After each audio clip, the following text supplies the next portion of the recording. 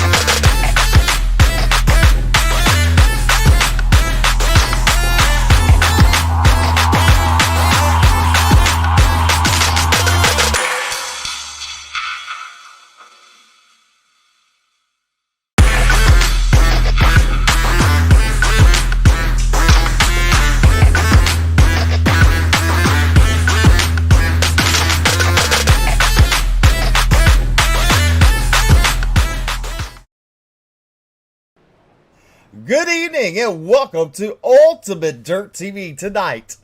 It's the Cup Series turn here at Richmond, and I'm joined beside Bryce and BJ. Welcome, guys. Thank you. Welcome. Hello. Glad to be here. Well, first on the track, he is your points leader, I believe. Is he still the points leader after last week? Well, that is what I'm working on finding Aaron out. Smith from Hollywood, South Carolina, in that 70 Roasted Jim's coffee machine. Out on the track, looking to make his first lap. Also on the track is Jonathan Cogswell in the 27. Doug Newbigin in the 7. Matt Grenier, Jason Bridges, Brian Terry, Brandon Zimmerman, and David Farmer on the track. And confirmed Aaron Smith is, yes, still the points leader. So you got Hollywood. Hollywood, South Carolina. He can tell everybody he lives in Hollywood, that's for sure. And Aaron Smith, go ahead. so Aaron Smith follows up being the fastest in practice by pulling off at 22.1 here. I expect him to be really fast tonight. Right now, sitting second is Farmer. And Doug Newbigin in third. On the track right now, Jason Bridges in that 34 machine from Houston.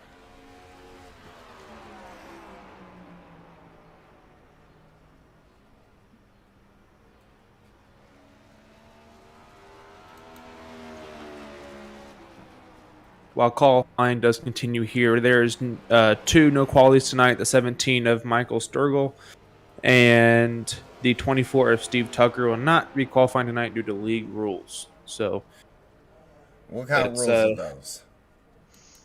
I think one of them is I put you on the spot. put me on the spot here. I was told not to do this, so sorry, Jason. But No, don't do that. Don't do that. Anyway, okay. next on the track, it's Alex Huffman from Kentucky, that 4 machine.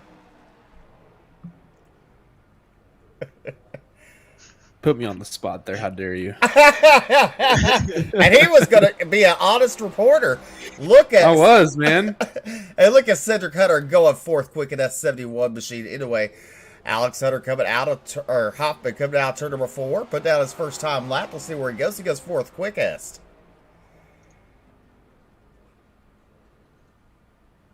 Right now, 10 cars have qualified in out of 20 that have signed up tonight. Smith, Farmer, Newbigin, Huffman, Hunter, your top 5. Grenier, Cogswell, Zimmerman, Bridges, and Terry, your top 10. Coming on to the track, he won at Bristol on the dirt. It's Scott Fritz in that 1 machine. You got to think he's coming out with a lot of momentum here, a lot of headway. He had a lot of ups and downs in the race last week, caught up in several cautions, still was able to come back and take the win. That's got to be a bit of a confidence booster. Even though, Steve, he didn't sound all that excited about his win. Nah. Nah. Is this normal? Yeah. Must be nice. I get a win. I'm sitting here shaking like I just did that. I just got it. He goes 11th quickest on the board. And also coming on to the track, car number 31 is Brandon Holder from Mammoth Springs, Arkansas. Brandon Holder in that 31 machine. BK paints on the side of that car. Also coming onto the track, fixing to take the green from Wake Forest. This is Mikey Neal Jr. in the 8 machine. Holder going into turn number 3 there. Coming out of turn number 4 down the straightaway.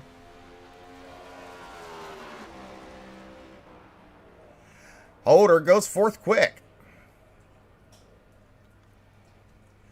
Mikey Neal Jr. coming down the straightaway. Take his first time lap. Let's see where he qualifies in. 13th quick. He's really going to have to pick it up here on his second lap, or he's going to have a massive uphill battle to fight through. We have seen drivers do it throughout the entire season, seen drivers start from the back and work their way forward, but that's still not a position you want to be in, especially at a track, as we heard last night from, I done forgot his name. I'm so bad with that. Yeah, you're so bad started a conversation, don't know where to end it. No. Jeez. We're throwing shots tonight. With I believe it was Lancaster that said it last night, this track is very hard to pass on, so you do not want to be starting back at the back. So these drivers fighting for everything they've got to qualify better. And on your point on that too is speaking to these drivers before before practice ended, they were saying too that it's going to be harder tonight to pass than it was when the Xfinity cars, because they're expecting the track to be really loose tonight and really hot and slick. So they expect a one groove track tonight, unfortunately. But we'll see how this goes.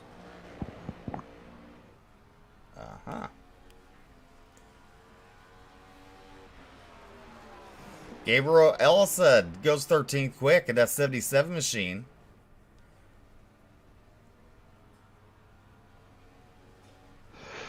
See here if he can improve on a second lap. He's got heat in the tires now. It's going to grip up for him as he rolls through turns number 3 and 4. Second lap is much faster. He'll go 5th quick. So your top 5 look like this: Smith, Neal, Farmer, Newbegin, and Ellison. Your top 5 here with the Bluegrass Cup Series. You're watching live on Ultimate Dirt TV. Coming out on track now is going to be the 12 machine of Frankie Barroso. You see him there on screen for Miami Shores, Florida. He's coming around to take the green flag now. Let's see what he can put down here on his first lap.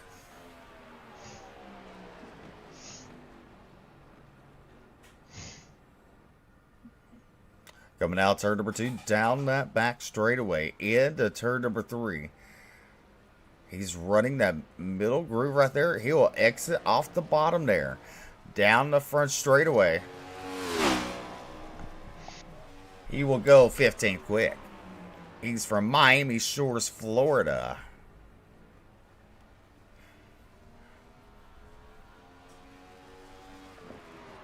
Dun dun dun dun. Dun dun dun dun. I'm reading over points still. You got loose coming out of turn 4 right there. Head first into the wall. Contact for him. It's like he will not improve on his initial lap right there. So he pulls in 15th quick with a 22.6. We got 4 left to qualify here. And we got about, looks like he advanced the session. All right, Smith, Neal, Farmer, Newbegin, and Ellison, your top 5. Here is your starting lineup for the Rose's GM's 200 lapper here at Richmond. And on the pole from Satellite Racing Team, car number 70, it's Aaron Smith, and to his outside. And the number 8, it's Mikey Neal Jr. Luminescence. Took me a second too. Starting inside row number 2 in the 84, that's going to be David Farmer. To his outside in the 7, that's going to be Doug Newbigging. Starting road number 3 on the inside, we got the 77 of Gabriel Ellison. On his outside from Glovebox Motorsports, we got Brandon Holder. Road number 4. Road number 4 on the inside of car number 1 from Tyler Berry Motorsports. It's Scott Fritz. And to his outside Elite Motorsports, car number 4, it's Alex Huffman. Inside row number 5 from category 5, it's going to be Cedric Hunter in the 71. To his outside from Team New England, the 15 of Matt Grenier. Starting row 6, we got the 27 of Jonathan Cogswell on his outside. Starting 12th, we got Mo Abbott in the 48. Roll it off. On your 7th row is Brandon Zimmerman in the Lucky Ducks, car number 20 to his outside. He's High Side Hustler Motorsports, car number 34 is Jason Bridges.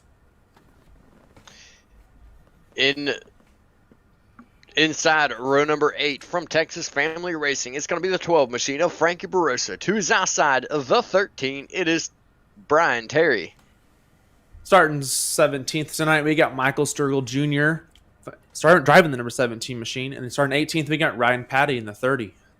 And rounding out your field of the final row tonight in row number 10, the Texas Family Racing, car number 24 is Steve Tucker. To his outside, the Matthew Beeman driving, car number 40, Landon Huffman. That's your starting lineup for the Roasted Gems Coffee 200 here at Richmond.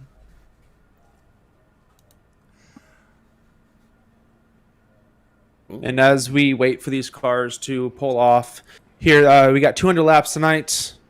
Stages are lap 40 and lap 80. They have five sets of tires tonight. And I expect the fuel ranges anywhere between 55 to 58 laps on fuel tonight. So they expect they'd be able to make both stages on fuel. They could probably be running out of tires before they run out of fuel tonight. Baloney.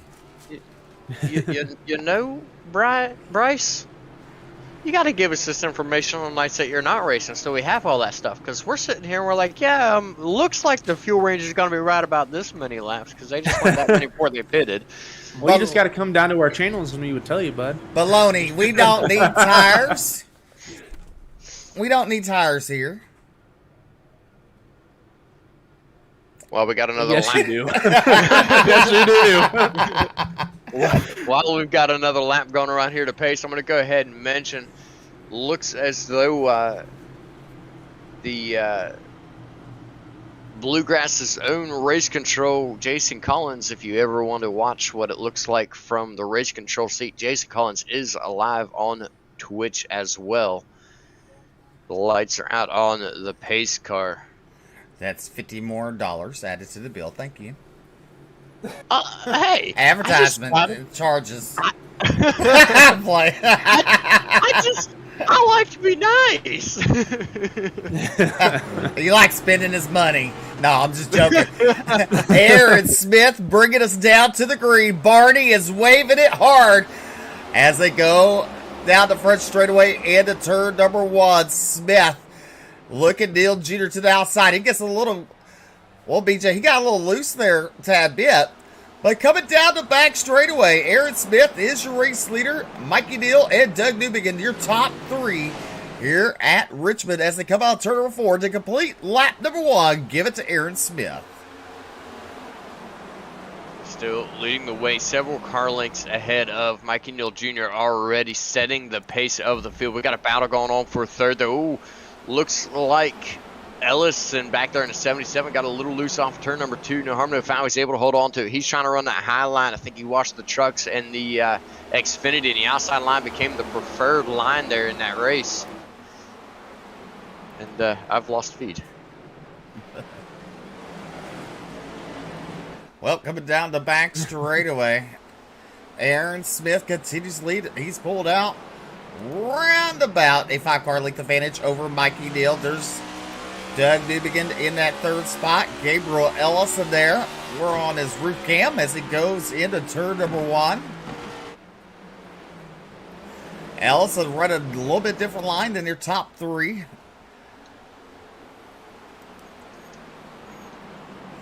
There's the 31 of Brandon Holder. He's running that middle groove. Allow Scott Fritz to look underneath, but Fritz just can't get it going there on the bottom. So Holder maintains that 6th position.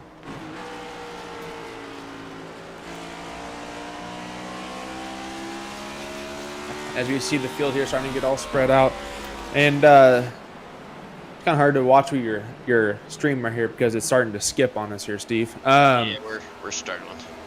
Well, I can't help but Discord. So either you got to close out, come back. It's like a scene to be.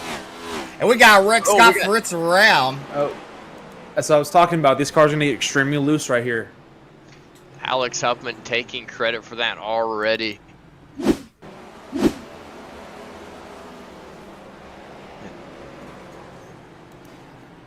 Discord at the moment not being our friend. We see more drivers getting collected in that. They're able to continue on though. There you see Huffman gets in the back of the wall and gets him around. The 71 Cedric Hunter involved.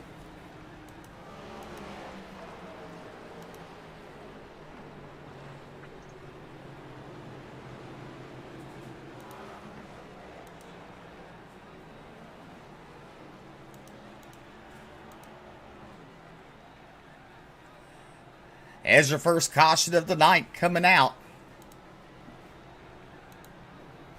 Our NLRA instant replay.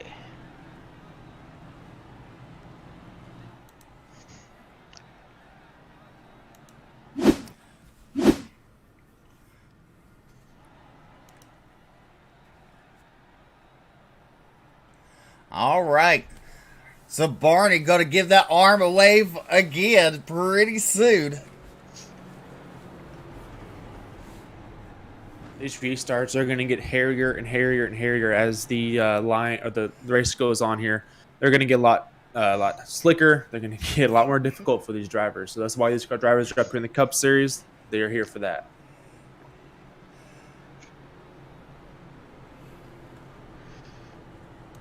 So in that caution, we had the likes of the number 1 machine of Scott Fritz involved, the 4 car of Alex Huffman, and the 30 car of Ryan Patty. A few other cars got a little bit of contact from it. They were able to keep on going. Those three drivers took a pit side. Some of them are still pit side getting worked on the car, and it's going to mire them a couple of laps down.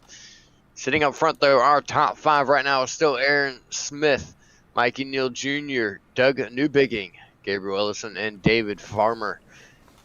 Continues to remain the same there in the top 5, aside from Farmer moving back 2 positions. Newbigging and Ellison both picking up a position.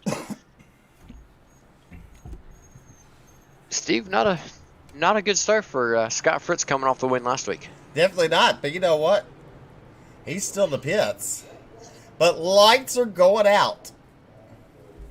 Scott Fritz looks like he is making it back on the track.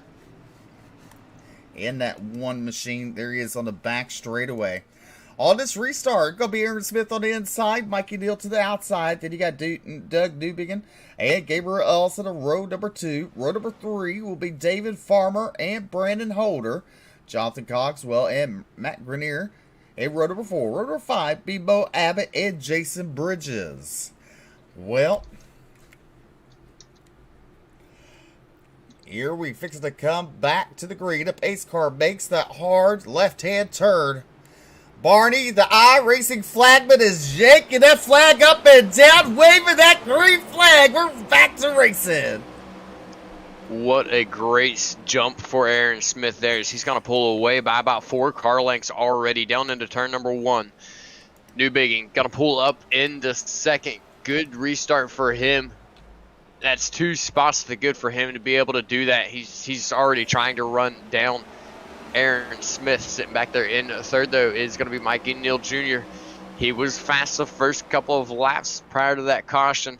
He's going to be trying to make a move around Doug Newbigging here momentarily. Well, you know, Bryce, don't talk all at once. It's okay. Let's know what's going on, Bryce. Let us know.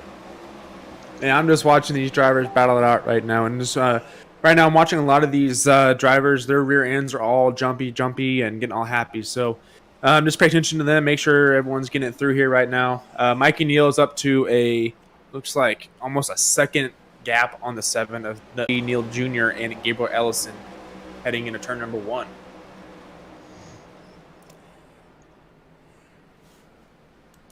Like Gabriel Ellison. So, go ahead, BJ.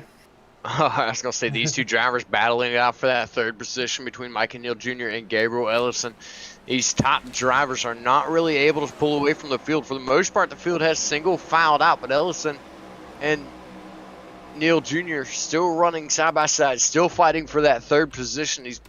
These stage points are going to be all important points here coming to the end, but right now it is still all the Aaron Smith show up there leading the way. He's looking to take yet another stage win, yet a 3rd victory here in the Bluegrass Series, wanting to absolutely own this series. Looking on screen now, Doug Newbigging, he is starting to pull away from Gabriel Ellison. Those 2 drivers behind him battling it out, allowing him to pull away by a couple car lengths now, as the field has now single filed out. Ellison winning that battle for 3rd. I think what you're seeing right here between the battle of Gabriel Ellison and Mikey Neal Jr. is when you are on the inside right there or on the outside, you cannot run the outside. I feel like, especially in the Xfinity Series yesterday, the outside was just not worth it. You got freight train if you got stuck out there way too long. So my fear is tonight that's what's going to happen to these cars, because what I was informed at the beginning of this race, like I said earlier, is going to be a single groove track. So I'm really interested to see if they're able to make that top groove work or if they're unfortunately going to get freight train. So look for that through this race. Well, it has worked for them all week long in the trucks and the Xfinity. but the track could be very different this time around if we get a look at the track temperature to see what we're looking at here on this one. Last night it was 117 degrees. Tonight it's a little bit cooler, not by a lot, 97 degrees. The cars handle completely different from what the Xfinity cars did. 97 degrees will be a little bit more grip from the rubber to the asphalt, but with the different handling of the cars and the way that these new Next Gen Cup cars like to handle, it really could become very tricky out there.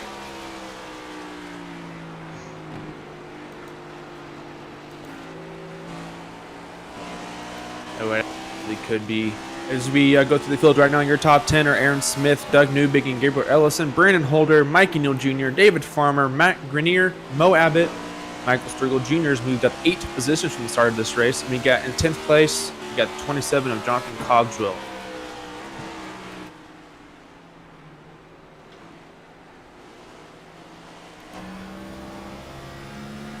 Looking on board now with David Farmer in the 84.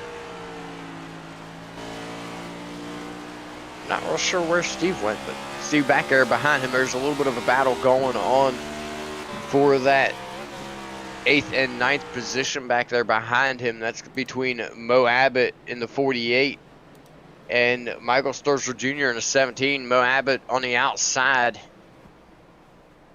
trying to get something to work here running that outside line, but not happening for him right there as Michael Sturgill Jr. is going to start to pull away from him.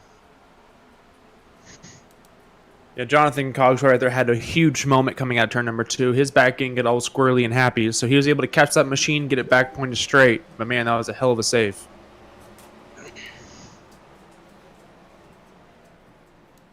Still running up front, though, it is the 70 machine of Aaron Smith. He has been the class of the field for the majority of the season, running up front all season long. He's already got 2 wins under his belt, and right now he is just walking the dog on this field. Doug Newbigging back there in that 2nd position. He is quite a ways back, nearly a 10th and a half behind.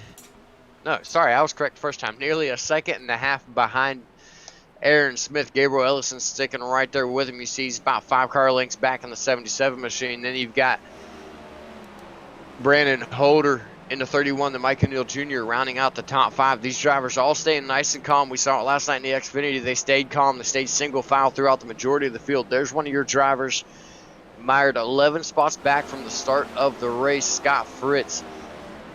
Things not going his way right now. Coming off the momentum from last week at Bristol, just not falling into place for him tonight so far as he's driving around the track with damages right now. As we saw last night with a bunch of our cars in the Xfinity Series, the damage on this track, even though it's a short track, it does affect how the cars handle. Little front end damage can make the car plow, make it get super tight, shoot up to the wall. Rear end damage can make it go really loose. You can loop it really quickly. So the goal tonight is to keep these cars clean. Like you guys say, clean car is a happy car. So keep this car clean, don't damage tonight, and Scott Fritz might be paying the price for that earlier. Absolutely. We know one thing is for certain here. We saw it last night with Adam Lancaster. He had a lot of damages on that Xfinity car and was still able to bring it home in 2nd. The body damages are not going to matter quite as much. There's not a lot of air coming into effect, not a lot of draft coming into effect. So it's not as important here as what we've seen in previous tracks such as Atlanta, Daytona, Texas. But here at Richmond, any kind of little bit of wheel damages, stuff like that, is going to change the way the car handles. It's going to hurt the way that it wants to corner. And the one spot that it does matter, Bryce, you can correct me if I'm wrong, but if they get a little bit of damage to the fenders that allows air to come to the tires, that causes the car to tighten up a lot quicker. Yeah, absolutely. These cars, especially I know the Xfinity cars, are really prone. If you get any fender damage, it can be the right side fender and you can still get plowing tight. So they just need to keep these fenders clean tonight. Even if they get a little bit of nose damage, even though it's a 3/4 mile track, it can still have a significant amount of straight, and they can still hurt them getting up at the top speed. So as long as they keep their cars clean and keep those fenders on the vehicle, they should be just fine. So no change right now in the top 5. The entire field, you see it there coming by the screen. Excellent speed shots here. These drivers have all single filed out. Everybody taking their time. Lap 32, 31 in the books. On lap 32 now. As we come by the line, we'll give them one more lap of speed shots as we come around. We're going to hit the crank it out of turn number 4.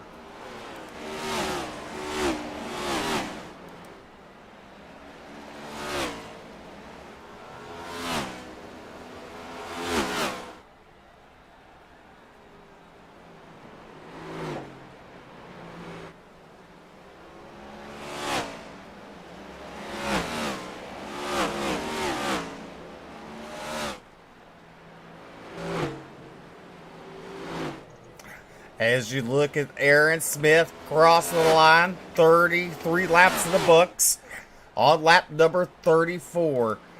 Doing a great job here in that 70 machine. Look at Doug Newbegin. He has right about 15 car lengths to catch up to him there. Did a pretty good job holding his own on that second spot with Gabriel Ellison in his hip pocket as they come out turn number 4. As we were doing that crank it up segment there, I was watching on our broadcast here. They are starting to get really loose coming out of turn 2 and 4. So pay attention to that as the run gets going here. I've been watching probably 4 or 5 cars had to save their vehicles when on the backstretch. There's tires. Go ahead. Brandon Holder in that 4th spot there. Farmer, Sturgill, Neal, Grenier, Hunter, and Abbott, your top 10. These drivers are all single filed out throughout the field. It's going to make a difference here. They're not balanced, so they're going to save a little bit of tires, won't they? Yeah, they're not battling, but I mean, there's 4 laps to the stage here, so if I was them, I would just chill. Just keep your spots the way they are. Keep your cars. It's not worth this early in the race, especially a 200-lap race, to really try to bump the cars and damage them. So keep it clean, especially if you're in the top 10. I wouldn't even try. I would just try to use a long race, take your stage points. You have an opportunity to get another 10 points or another round of stage points here coming up. So I would just keep it clean. I wouldn't push your issue here. Because you push your issue, accidents liable to happen. Definitely, for sure, with the tire wear coming into heavy effect. Drivers all throughout the field. Bryce, you mentioned it earlier, drivers getting loose coming off the corners. I'm seeing it more and more on my end looking back through the field. Starting to struggle. They're really starting to have a hard time with it. We got 1 lap to the stage. The white flag will be waving on the stage this time by as Aaron Smith hits the stripe. We watch a little bit further back. We might get a chance to see it here. I don't know. Everybody's going to play it nice this time. Nobody's going to push. They're going to play it safe. But the last lap of the stage, Aaron Smith still leading the way. Newbegin second, Ellison third, Farmer fourth, and Sturgill Jr. fifth. So we head down into turn number 3. A lap car for the first time coming into play here. But, and a little bit of a bobble there from Aaron Smith.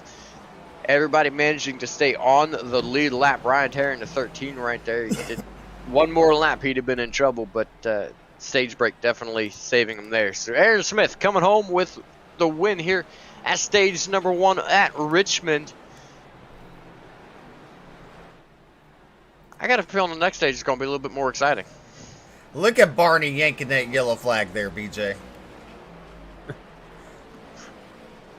Yeah, he's getting aggressive with it. Must be having a good day. I mean, he might be going to the ER. That shoulder going to be hurting.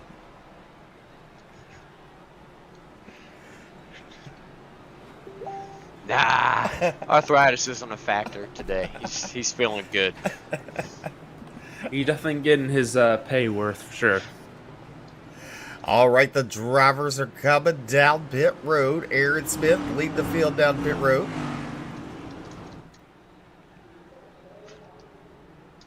I mean, look at Barney. He's still waving that thing. And want to make sure everybody got the message. I'm telling you, the man's going to be in the ER with some shoulder problems. But Aaron Smith coming home with the win here in stage number 1. He's going to get that all-important 10 points and 1 bonus playoff point for the stage win. And he's racking up them playoff points. It's going to be hard for him to hard for somebody to beat him. Holy cow! Doug Newbigging like a rocket off of pit stall. Can't help but wonder if that was a clean exit there. I'm going to look on mine and see if I can see here. Well, BJ, what? You got to go downstairs and get something. We're clear. Yeah, I do. We are. He is clear on that restart though. While I look for. I think Smith might have had an issue there because Doug Newbigging was 0.2 faster on his pit stop, and Gabriel Ellison was almost a full second faster. So, I believe Aaron Smith might have had an issue right there on pit road. So I'm curious to see how that's gonna, what his answer on that is. Well, we will not be getting our stage winner for interview. He is not. He doesn't have his comms hooked up to the booth today, so Should be mandatory. so can't flip a channel. Now, if it was mandatory, I'd be getting in all kind of trouble in other leagues. So don't go putting that Disney.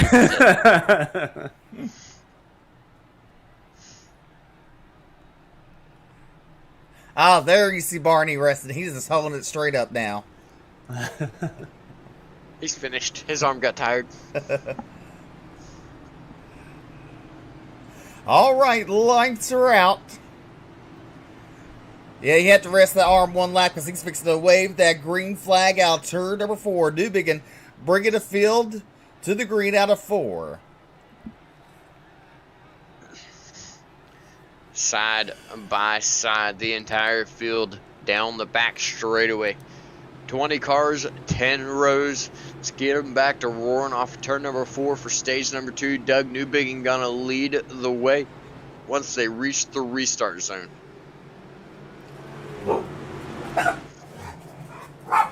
Pace cars off. Look for the blue markers. There it is. There's a big blue paint. Doug Newbiggin on the loud pedal. Great start for Newbiggin. And Aaron Smith is already under attack from Ellison in third. Going to be really interesting to see how the high side is going to work on these cool tires here as the 70 of Aaron Smith takes the outside of 77 Gabriel Ellison as a battle going into turn number 3. Smith having to move to the outside while Steve takes care of some stuff in the background. Smith having to go to the outside on that restart appears to have really hurt him this track. We talked about it earlier. It's going to be very difficult to pass. And right now you see it. Smith running in third behind Ellison. Newbiggin now starting to pull away from the field. He's got trouble on the backstretch, Steve. You got a car around on the backstretch. You might have saved it there, but we have a pink car. I forget who it was. Saw it on my third monitor. Oh, these are 24 of... Tucker. Steve Tucker's. Yeah, Steve Tucker went around right there. I think he might have been able to save right there, but we are caution-free. We are still racing. Green flag staying out. Doug Newbiggin still leading the way. He's up to a 0.3 of a second lead over Ellison. Ellison sitting in third. Smith doing everything he can to catch him. And there we go. We got the feedback once again. Smith trying not catch him, but trying to get around him, looking for any opportunity he can get. Ellison just has to stay mistake-free right now. As difficult as it is to pass on this track, if Ellison can stay mistake-free, and Ellison's gonna take the high side this time. He's gonna open the door for Smith. Smith's gonna take it down to the inside of him. It's battle going on for second. That's exactly the line. Sorry, go ahead. My bet on that. Yeah, that's exactly where Aaron Smith wants to be as he gives up the position again to the 77 Gabriel Ellison. But he wants to be on that inside line, force a 77 on the out, take the high line groove. But unfortunately, it did not work out for him there as they battle again going into turn number 1. These drivers still sticking nose to tail. See a little bit of a gap there down into 1. It almost looks like Aaron Smith might have pushed it too hard for a couple laps. They're trying to get around Ellison. Almost has to feel as though he's struggling right now with that car. Not even with Ellison quite as much as what he is with the car. Every time he seems to get a run on the inside, which is currently the preferred line, Ellison is able to take it back away while running the outside. It's not something we've seen all night long. Almost makes me wonder if Smith shouldn't try the outside if he wants to get that position back away from him. Well, you know, I'm going to say this. You cannot follow the leader if you're going to make a move, right? So you got to try something different. Very true. That's very true. Not going to beat the leader doing the same thing they're doing. Right. If you look a little further back, there's Cedric Hunter in the 71. He's battling with Brandon Holder in the 31. Holder on the outside. That's a battle for 6th and 7th on the board as they head down the back straightaway into turn number 3. Now look at the 4. Machine of Huffman to the inside of Mo Abbott. That's a battle for 9th and 10th on the board. Then you have Jonathan Cogswell and the Grill and Jill. Car number 27. And then the 12 of Frankie Barroso. Ryan Patty in the 13th spot. Then you have Matt Grenier in 14th. Scott Fritz in 15th. Brandon Zimmerman 16th. Jason Bridges, Brian Terry, Steve Tucker, Landon Huffman rounding out your field.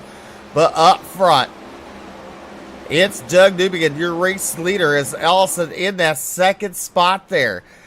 Coming down the back straightaway. He has around about a 5-car length advantage over Ellison. As we look at the lap times on the board, this past lap on 54, Newbegin was quicker than Ellison, and so was he on lap number 55. Newbegin currently the fastest car on track. Smith has laid back, started taking it easy here, as we're right about 24 laps to the end of the stage, about halfway through the stage here. These drivers going to be taking it nice and easy right now. Still quite a ways to go, but Doug Newbegin has had a strong car all night long. The guy who set the pace in the first stage, he's a sitting duck right now. As you're right on board, watching David Farmer in the 84 machine, currently running in 4th. You know, I'm still watching the lap times here. Aaron Smith is slowly starting to close that gap. He is still running about... never mind, I was looking at the wrong stat. My fault. But anyway, yeah, he's able to hang back here, save his equipment here. So I expect him to make a little bit more of a run here as the run continues.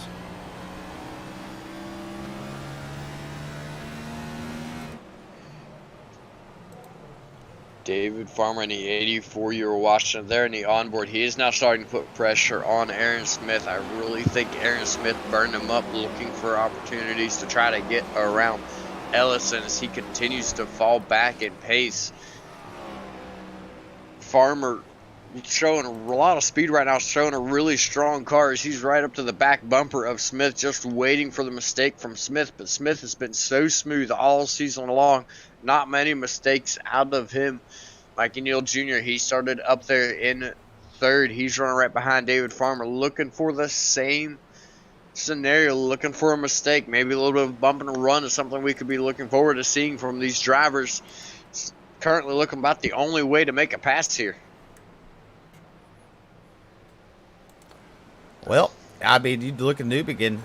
I mean, he's out front in that clean air. He's doing a good job holding his own. Ellison in that second spot in the 77. I mean, you look at it, he's dead planted in the center between both those drivers. I mean, he got just as much space ahead of him as he does behind him. Showing the same thing on the gap between them, right about a half a second. Matter of fact, in the entry of 1, it was exactly half a second from him to the lead driver, Newbegin, and a 3rd place driver of Smith. Right now, he is holding an identical pace to Newbegin, just staying nice and smooth, nice and calm. One thing I want to mention, we haven't really talked about him. Michael Sturgill Jr. back in 8th place. He is our biggest mover of the race so far. He's up 8 positions and made his way inside the top 10. 9 positions, made his way inside the top 10. Well, definitely did a good job running in the 8th position, Michael Sturgill Jr. Then you have Mo Abbott in the 48 machine, currently running 9th, and Alex Huffman in 4th, currently in the 4, running 10th. 65 laps in the books, this time at the line. As they go into turn number 3, Look at Ellison now, starting to close the gap on your race leader, Doug Newbegin, as they complete lap number 65 on lap number 66 here at Richmond. Just 15 laps to go here in the stage. Ellison definitely looks as though he's saved on his tires. Newbegin gets a little loose off of 2. That's going to allow Ellison to start closing that door a little bit more. Look at the run down into 3 that Ellison had. Closed the gap by 0.2 of a second just from turns 2 to turn 3. Great job by Ellison to close that gap on Newbegin when he got loose off of 2. Newbegin's got to be starting to feel the pressure. Just 14 laps to go here in the stage. He gets loose off of turn 2 again. Newbegin doing everything he can to hold on to that car and try to keep it ahead of Ellison right now. That's exactly what Ellison wants to see. He wants to see the rear end of that 7 car get really loose, allow him to pull up there, but also don't let. This is also allowing the 70 of Aaron Smith to creep his way back up. He is now back up to almost a 4th, or almost, no, he's falling back now, but he was creeping up there a little bit. He got loose right there coming up turn number 2, but he is slowly working his way back up, and he's exactly where he wants to be when these two start battling, Steve. Definitely. But their front 2, the gap's closed. Doing a good job, Ellison creeping in on the 7 machine. There's Aaron Smith. And then a little further back, David Farmer into 84. Oh, you look at Mikey Dale Jr. He got loose coming out turn number 2, entering the back straightaway. He did get a little loose, but that, Steve, that was 2 laps in a row I've seen out of Aaron Smith. Smith actually was rubbing the wall down the back straightaway. The car washed up the track on him and just got into the wall, and he was grinding it down the back straightaway. Even on the front straightaway there, he got loose. He's pushing that car to its absolute limits right now. Good battle. We saw it on screen there for a moment between David Farmer and Brandon Holder. The battle was starting to heat up there. Holder was right up to the back bumper of Farmer. For a moment there, it looked like he was going to take a peek to the inside. We look back up front to the top 3 here. They're ever so slightly getting closer and closer to each other. Look at Ellison there. Ellison, he's going to, he has to do something different if he wants to get around Doug Newbegin for the race lead as they complete lap number 71 in the books as they go into turn number 1. The field all single filed out throughout the racetrack. 20 cars timed in tonight, and right now 19 cars are on the track.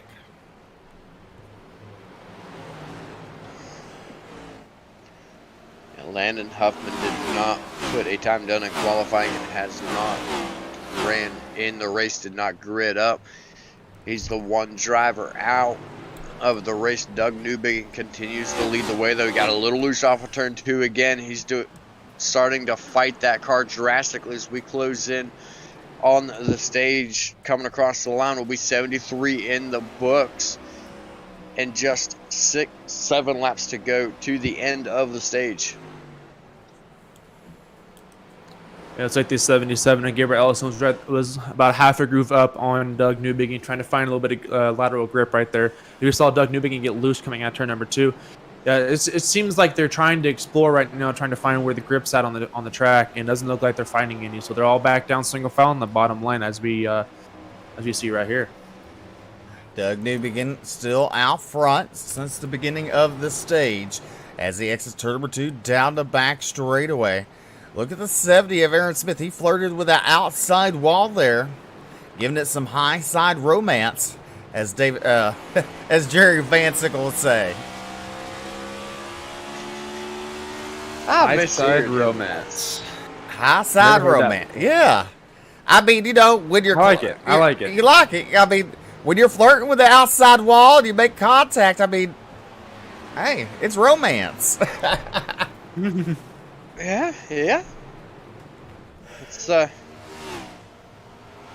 better not say what I'm thinking of. But at any rate, Aaron Smith doing everything he can to get caught up to him, definitely showing that tire where just 4 laps to go here on the stage. Let's see if he gets up there this time. That stays nice and smooth. Doug Newbegin still leading the way. Ellison just waiting for the mistake as lap traffic is coming into play. Just a few laps to go here in the stage. 3 to go to be exact. Lap car's going to stay high. That is the 13 of Brian Terry. He's going to stick it up there on the high side, show some respect to the drivers. That almost was bad, though, for Doug Newbigging. Newbigging loose on the inside. Ellison forced to check up. That's going to increase the lead for Newbigging. As they come down the front straightaway. Brian Terry, that lap car. And look at Farmer using Terry as a pick to get around Aaron Smith. Now Smith looks to the inside as they go into turn number 3. Doug Newbigging run by 5-car length advantage over Gabriel Ellison as they come to complete lap number 79 here at Richmond. You're watching live on Ultimate Dirt TV. White flag waves on the stage. 1 to go to the end of the stage. Doug Newbigging, this is his stage to lose right now, and if he can get another good pit stop, this could be his race to lose, as he is just continuing to motor his way around this track off of turn number 4 and across the stripe. Caution flag will wave. That is the stage. Doug Newbigging wins stage number 2. Ellison second, Farmer third, and Smith struggled in that second stage. He finds himself back to 4th with Brandon Holder rounding out the top 5.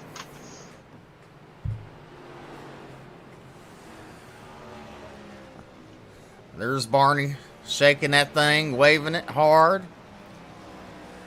That caution flag, get these drivers to slow down as they catch up to the pace car, as the pace car will pick up Doug Newbigging out of turn number 2 there.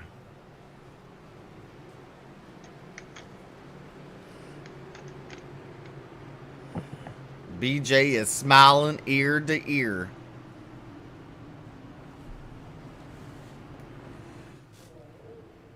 BJ, who's your pick to win tonight? Who's your pick to win tonight? Who's my pick to win? Ellison, actually. He's been right there. He's been in. He's been within.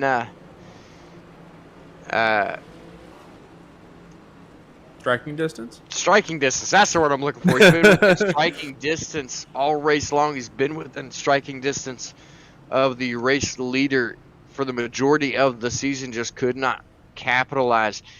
And he's doing it once again, as right now he's sitting second. We'll see who wins the race off pit road. There's your stage winner of the 7 machine of Doug Newbigging. So we wait for him to roll off of pit road. And there he goes. He does retain the lead. Another good stop for Newbigging.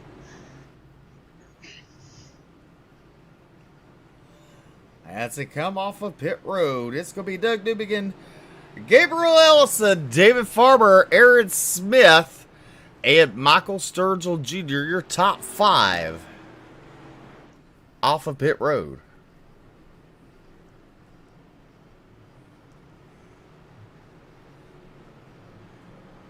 So this, for the first 2 stages, it was an even amount. You had 40 laps between each stage, which means you can make it on fuel. So I did a little bit of math, some calculations. I don't know. My Midwest education right here might be popping out. But I did some math. They said they can run about. All right. We got our leader, winner of our stage right here, Doug Newbigging. Well, yes. I have caught up with the stage winner, Doug. You had a great pit stop after stage 1. It gave you the lead. You led flag to flag for stage number 2. How's the car feeling out there tonight? Feeling pretty good right now. Out of my team, it sounds like I kind of got the best tire wear as it stands, so I'm kind of digging that.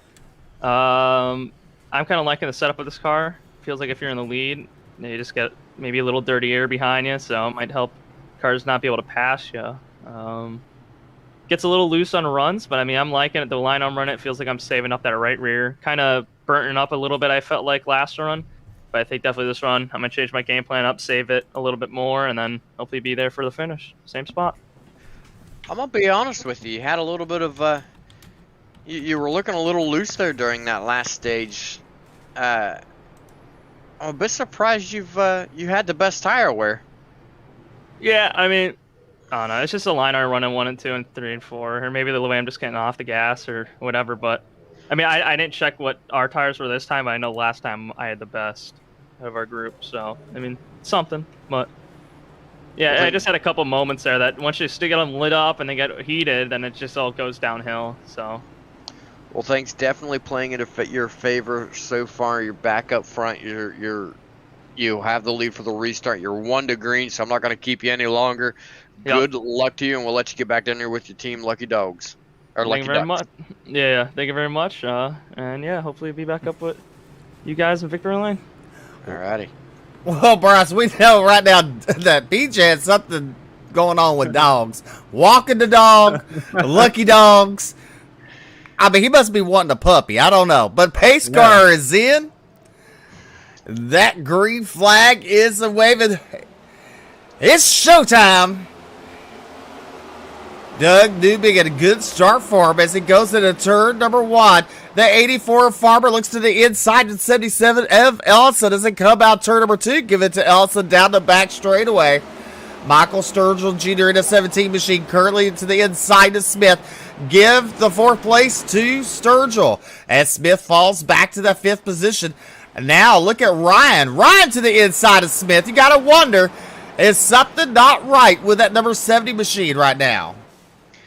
You know, he has been spending a little bit of extra time on pit road with these last 2 stops in the 30 machine. Dives clear to the inside. He's still sideways. He's going to slide up onto the track. Save it. Whoa. Nice save. Beautiful save. Nobody collected. Everybody gets around him. He saves the car. Green flag stays out. That's going to mire him clear back into 16th. He was on a good run in that number 30 machine. Steve, he started in 18th and was running up there. Definitely was. You got to wonder, did he take any tires on the last pit stop? By times, yes, he did take tires, but holy cow. They are screaming hot right now. Take care of your tires, Ryan Paddock. Take care of your tires, son. You're going to need it. As you look at Farmer in that 4th position, in the hip pocket of the 77 is Sturgill Jr., who's up 14 spots, currently running in 3rd. That's a nice looking car that Michael Sturgill Jr. has in the 17 machine as he's starting to track down the 77 of Ellison. Down the back straightaway into turn number 3. Look how smooth Doug is right now. And we're going to look at the driver inputs of Doug. Look at the steering wheel, how much he's turning it, and how much he's on and off the gas. And really, the steering wheel is not turning very much, and the gas and brakes kind of steady. So, I mean, that car is running really smooth right now. Yeah, he's very, very minimal input into turn number 3, turn number 2, yeah, 1, I'll get there. And then turn number 1, that last time around, you see here, he's really not even turning that wheel anymore. He's just kind of letting the car roll itself down in there. Turn number 3 is the only place you really see any serious input. And we got a car getting loose back in the back. That's going to be David Farmer back there in 4th. That car washed out on him. He's able to hold on to it, save it, and keep on going. He retains his position. Doesn't lose very much time to the car in front of him, Michael Sturgill Jr.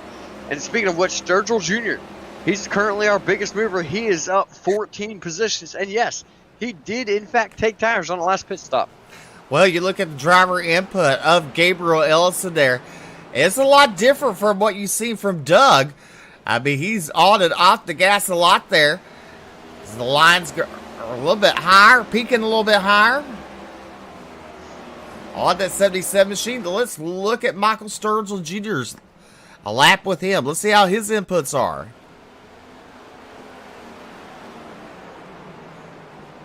Turn number 3, once again, he has the most input there at that point.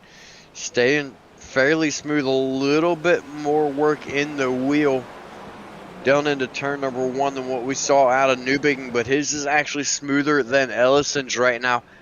Steve, I can't help but wonder if this doesn't have something to do, or a large amount to do, with actually the amount of tire work of Newbigin compared to Ellison behind him. We heard him talking about he had the best tires out of his team after stage 1, and right now he is staying extremely smooth in that wheel. That is going to help him with the tire wear to continue to be able to push further.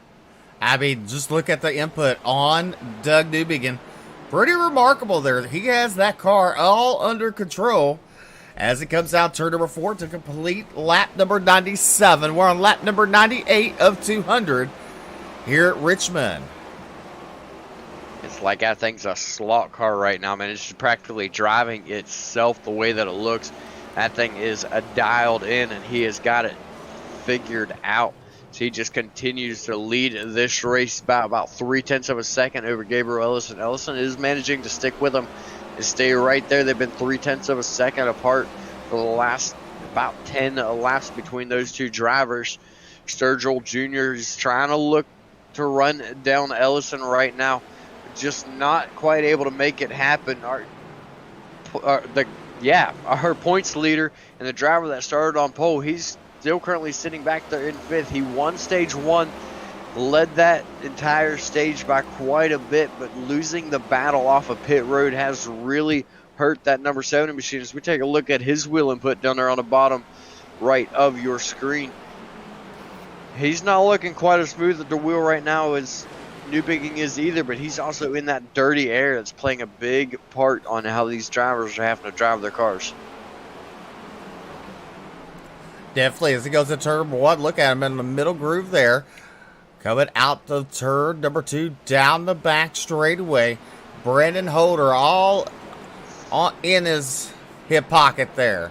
As they go into turn number 3, exiting turn number 4.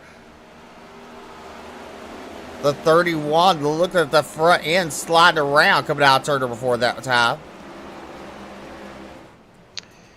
Yeah, he definitely sees one of the fastest guys in the league in front of him, and he is looking to try to get ahead of him.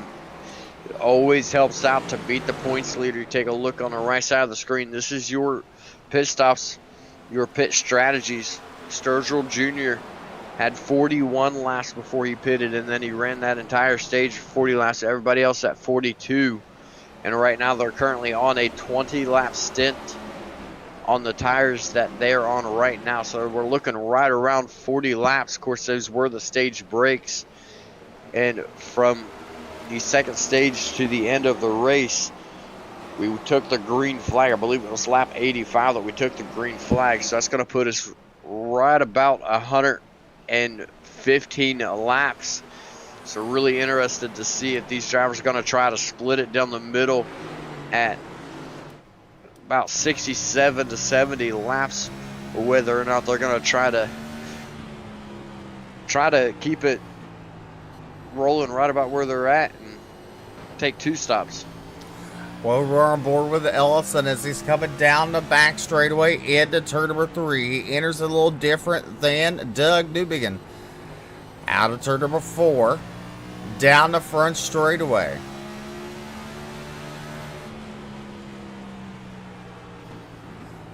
So one thing I'm noticing too when you're on board camera right here is he is gaining on the leader of Doug Newbigging on the straights, front and back straightaway, but Doug pulls away on entry of the corner. So that tells me that Doug is sending in a little bit harder than Gabe, but Gabriel's able to put the power down sooner and pull back up to Doug Newbigging. So they're not really pulling away from each other. They're just kind of playing what's catching or what's the word I'm looking for here? Yo-yo. They're just playing a game with yo-yo with each other. There you go. Thank you.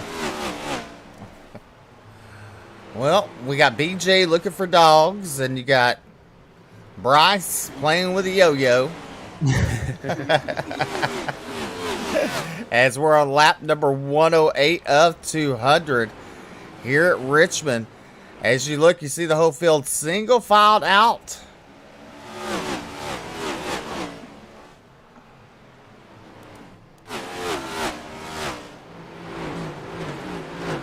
I'm curious to see what lap them come down pit road here, BJ, because I did my math here on the stage, and man, if I counted right, I think can get around 55 to 58 laps of fuel here. So that puts them at lap 136 to come down and get fuel. That's if they run their fuel all the way out, which I think they might do here. But man, when you hear that, I mean, that puts throws a wrench in the game if your numbers come out. Definitely does. Definitely sounds like it's going to be a 2 pit stop mark here, unless these drivers are really able to drastically save, because that puts them at 70. You said lap 130 what? 136. That's 136. 50 laps. That's 56 laps from the stage. So that Lap puts 80. us right at Yeah, my brain's not working for math right now. But Well, I can tell you this: 89 laps to go here at Richmond. How about that? How about that math? Yeah, we could do 90 laps to go. Doug Dubigan been having company in this stage as Gabriel Ellison has been stalking him for several laps now. And you know, Ellison's going to have to do something different to get around Newbegin, or Doug's going to have to make a mistake. And right now, Doug is not look like he's going to make a mistake anytime soon. So Gabriel better start searching to find where his car works the best. As they come out turn number 4, we complete lap number 112. And you say don't make a mistake, and what is the Doug Newbegin do? He gets loose coming out turn number 4. So I would just pocket that. There, Steve. Well, Steve, you got to curse the driver again. You never know my luck. But look at Aaron Smith. He's back up to 4th place. As Farmer's in 5th. That's a battle for 4th and 5th on the track right now. Smith led early, falling back after the first stage. And he's been around about the 5th and 4th spot ever since stage 1.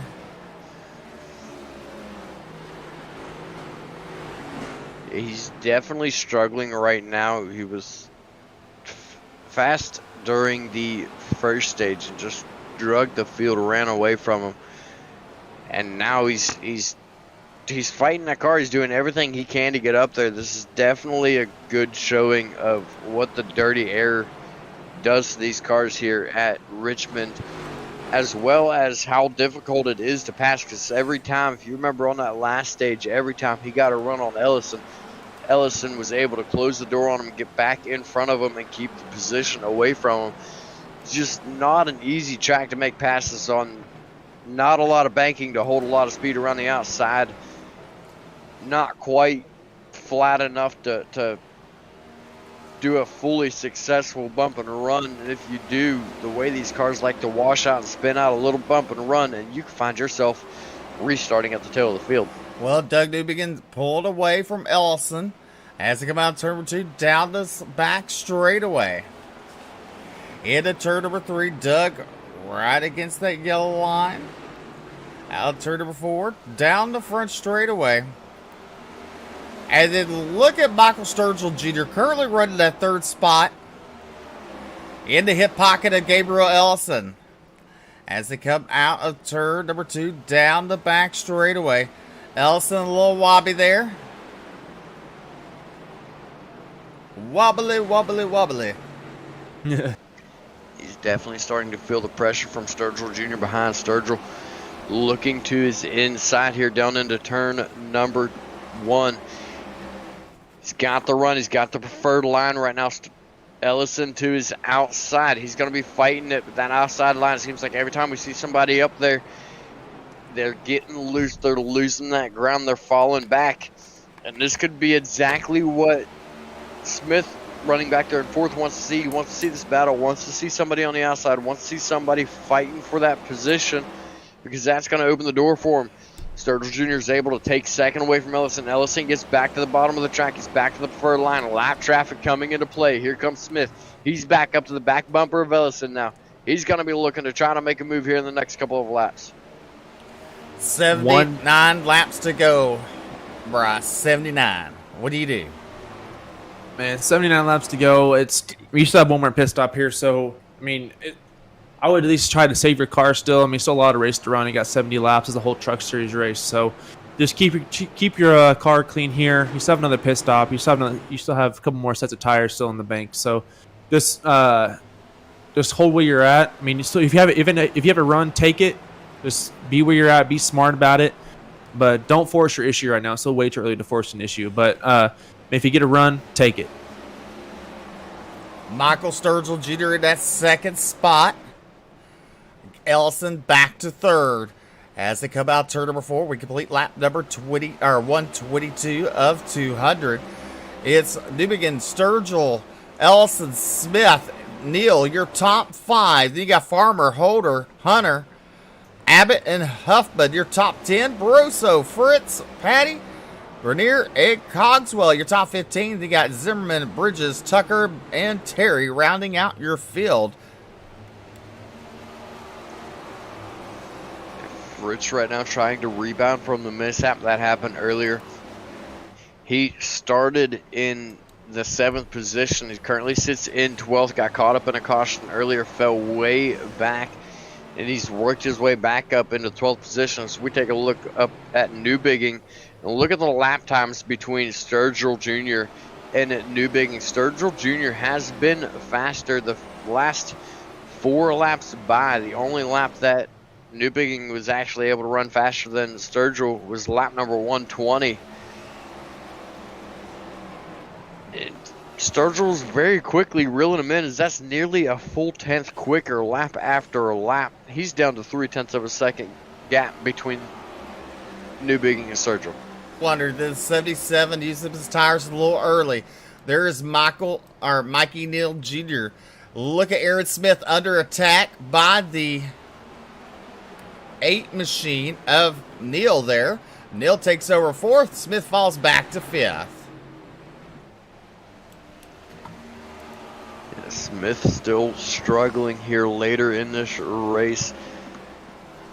Just hasn't had what he had in that first stage.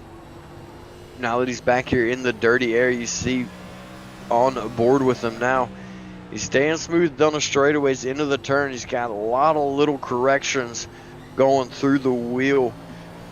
Watch him on the front straightaway, see what he does here. So he's constantly back straight, back to left, back straight, back to the left. Now granted, yes, this is a curving front straightaway, but he's putting a lot of wear on those front tires by moving back and forth as much as he is. This is really going to hurt him. It's really not going to help him. You see there is he's actually continuing to fall back. Mikey Neal Jr. continues to pull away from the leader, Doug Newbigging, under attack. Michael Sturgill Jr.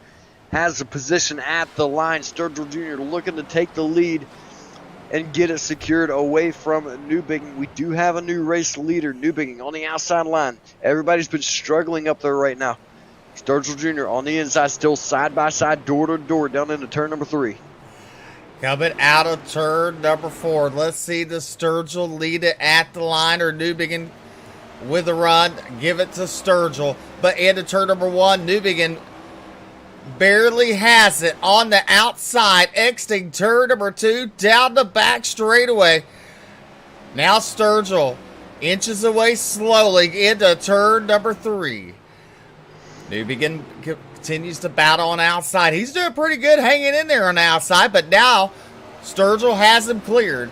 Sturgill goes to the high side, or the middle line right there on entrance to the bottom. He will exit turn number 2. Down the back straightaway, and you got to look at the lap times of Sturgill. He was quickest last lap. He was, in fact, inside to outside lines.